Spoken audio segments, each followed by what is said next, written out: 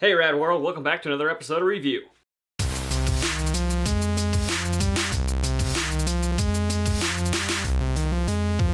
Ghost in the Shell, starring Scarlett Johansson and directed by Rupert Sanders. You may know him as the guy that directed Snow White and the Huntsman. Let's jump right into the pros of this movie. It is absolutely gorgeous. It is very well directed.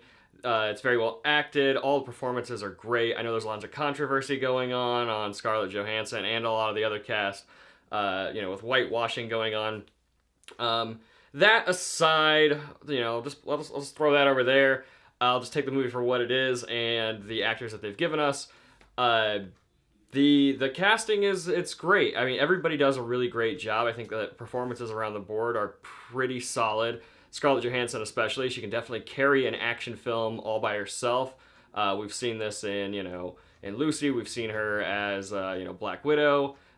She's become an action star, and she pulls it off. She does really, really well in the movie as Major. The cinematography is absolutely wonderful. It is shot gorgeously. This movie looks amazing. It is definitely a technological feat. Is what I'm looking for? Feat? Technological feat? These feet?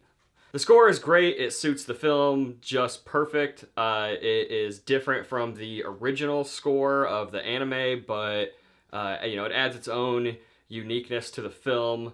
It really brings it to life. So great actors, great directing, great visuals, great cinematography, great score.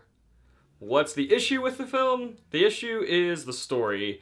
And if you're a fan of the anime like I am, then you will notice that they've changed elements of the original story, just small elements that I think kind of add to the original, but then they also go through and they kind of cut out a little bit of the meat of the story and try to make this film a little bit more of a blockbuster in the sense of it's just an action spectacle and there's no real depth to the story. That's a little bit of an issue because the pacing of the film is kind of slow, similar to that of the original anime. The original may have been slow, but the story drove it, and as things unraveled and it started to show its layers, and you got all this really nice depth in the film. This movie still has a very similar pacing as the anime, but doesn't have those layers. So it does have moments that feel maybe just a little too slow, but the action sequences that are there, and there are quite a few of them, are phenomenal. Those action sequences are great. I love the visuals on it, and I love the choreography. They're very well put together action sequences. All in all, I'm gonna keep this review pretty short and sweet. I think that if you're a fan of the original anime,